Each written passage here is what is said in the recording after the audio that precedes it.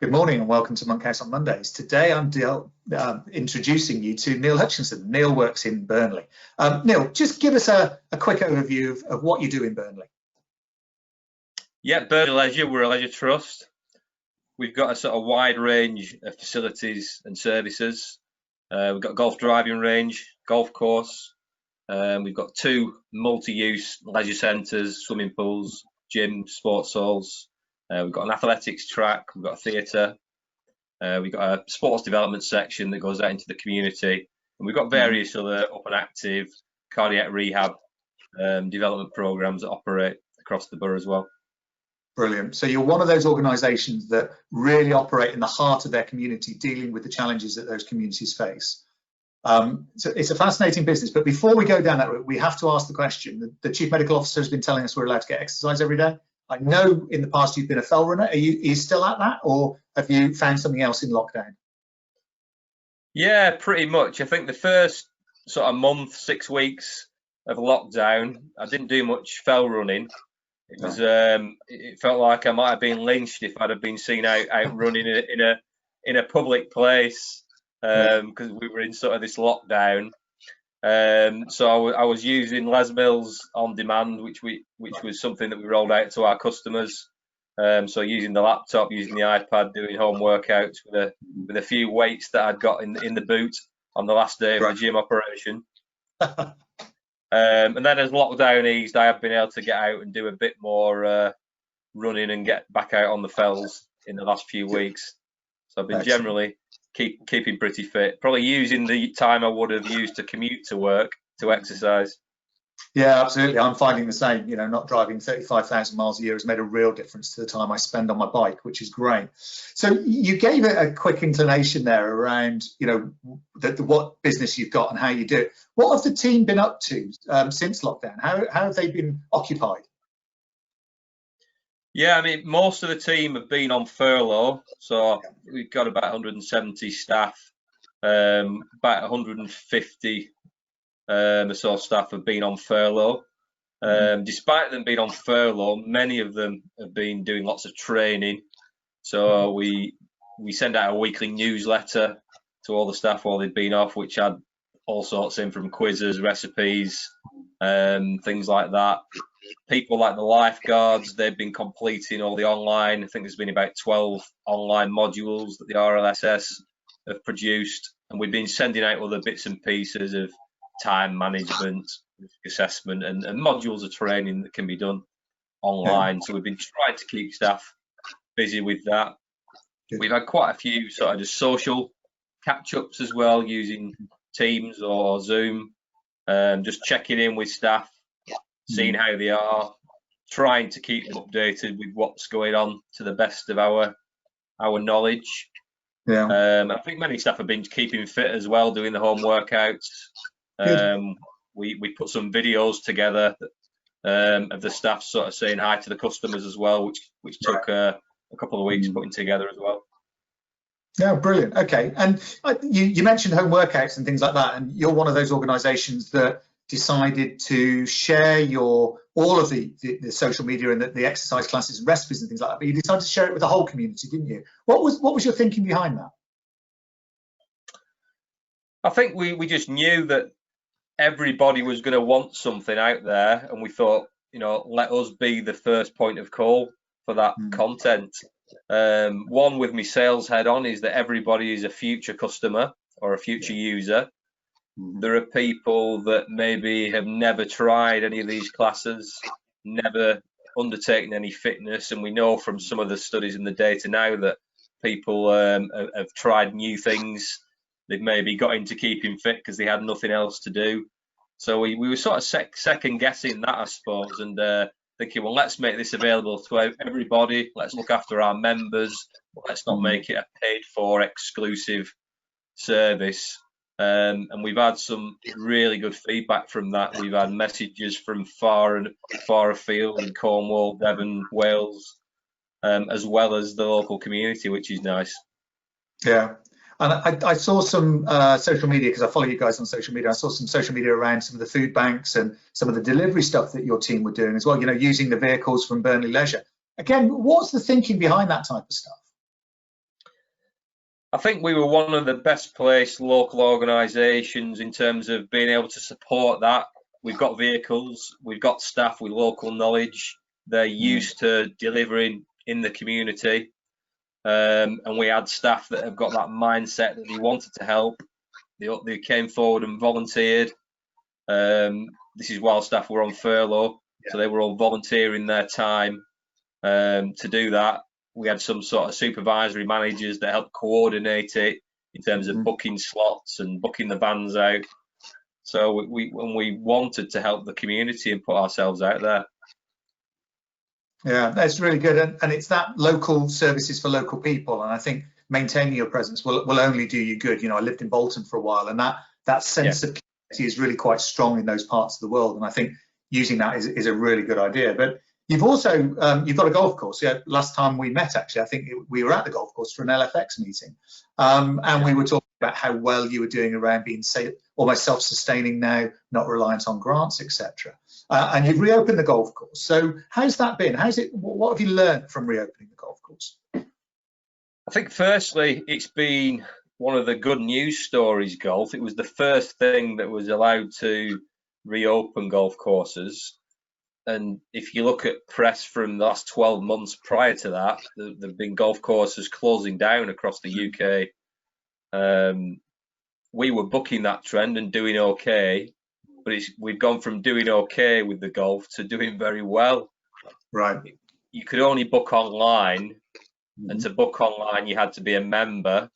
So as soon as the golf course opened, we had an influx of new members from people that have maybe played golf before and not played for a while, because many people were at home with nothing else to do. So the golf course has been extremely busy. Still been a challenge because we couldn't open the clubhouse, so we haven't got the secondary spend. So it was very tight to make sure it was actually sort of covering costs and making a small profit, and balancing it with how many staff you unfurlough to run it. So that's been tricky, but it's certainly been a good news story for the amount of people getting out there and playing golf. No, absolutely. And I think that comment around getting the balance between being able to open but being open viably is a really interesting challenge, and that's the bit that I suppose I wanted to really talk to you about in this conversation is what are the challenges facing you and organizations like you as we come out of this COVID lockdown? The financial challenges, like you just said there, firstly, opening up facilities slowly and sort of half capacity. There's not a lot being talked about that. It's a big push. We're going to be open on the 4th or the 15th or whatever it becomes the date in terms of gyms. But there isn't much talk about how you do that with half the capacity, but double the cleaning, buying hand gels and all the extra costs you've got with that. It's difficult, and many people, I don't think the public understand the sort of complexities of that. We've got about 6 scenarios for opening up the leisure centres.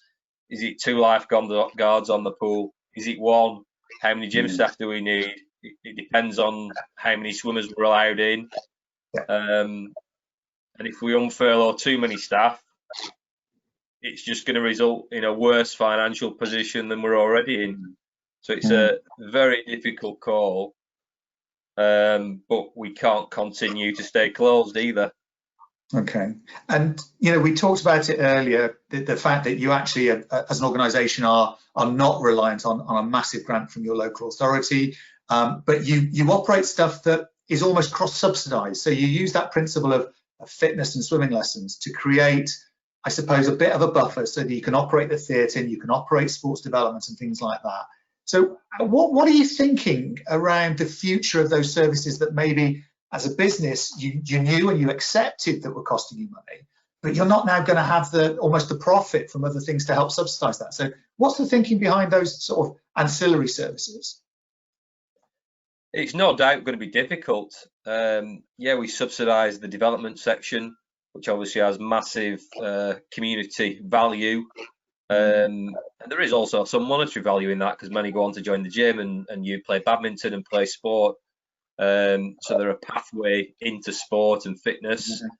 The theatre, because it's an old building and the way that theatre works, you would always struggle to sort of make that profitable if you speak to any sort of traditional theatre. So that's going to be a challenge. You're right. We've diversified the business over the years, so we weren't just reliant on the gym membership income. We've done a lot with hospitality, the golf driving range, swimming lessons and things like that. But this is unprecedented. We've lost every stream of income that's there. And regardless of how quick the recovery is, it's never going to recover to the amount that we need to subsidise those services for this year. Right. It is a short-term support that we need, but we do need it. If we don't get that short-term support, as we've seen in the press over the last few weeks, with some terrible stories of leisure trusts going bust or handing the keys back, private gyms that are getting rid of staff. If we don't get that support, we could be in a similar situation. So it's a very worrying situation to be in, but we're very hopeful that we can, find some solutions. Absolutely, and there is lots of lobbying going on in order to address that. And I think, when we start looking at the furlough scheme, we look at the rents and the leasing arrangements and things like that. I think a lot of stuff has been done, but I suppose the message I wanted to try and get across was, you've done some really good work to make sure you can cross-subsidise those parts of the business that are incredibly difficult to, and actually shouldn't make money. And you've done such a great job of that. You've almost isolated yourself into a position where you can't get the support you need in order to be able to continue doing what you do. And I'd be really interested locally, what conversations are you having locally to try and get this message across to people? I think part of it is all the community work we've been doing. We teamed together with a hub that was set up called Together Burnley, which is an initiative with the football club, the council, us and Calico, which are a housing group. And that was the group that had been running the food banks. So we bought into that group by providing the vehicles and the staff. So that's given us a profile in the community, keep our brand out there. And keep us sort of profile with the council as well and local people. You can see our value, not just as a gym, as what we do in the community as well. Yeah, and I think that's the bit for me that's so important. It's the social value that you bring. It's that working in a location, it's recognising the community need, and it's doing something that is truly making a difference. So just give us one tip, one last, because we've only got a couple of minutes left. One last tip. What's the one message you want to get across to people about what you've done and how you've achieved it? I think the big thing was making all our content available to everybody and making us that community partner. We could quite easily said, whoever's still paying the gym membership, here's a private area and there's your code. You can access the online classes. All the online classes, whether it be Les Mills or filming that we've produced ourselves, is available to everybody. All the competitions and everything we've done. So that has certainly been a really positive, big win, I feel, that's going to hold us in good stead. I think the other thing is keeping in touch with our staff. We've had a weekly newsletter that's gone out every week. We've had regular catch-ups with all the pockets of teams, with gym instructors, swimming instructors, receptionists, and all those teams. That's continued. I think that's been really, really important. So the staff are all aware of what's going on. The continued training, keeping them motivated throughout this, because they're going to play a massive part as we get back to running facilities that we've already had a great response from the staff we've had back at the golf course. Yeah.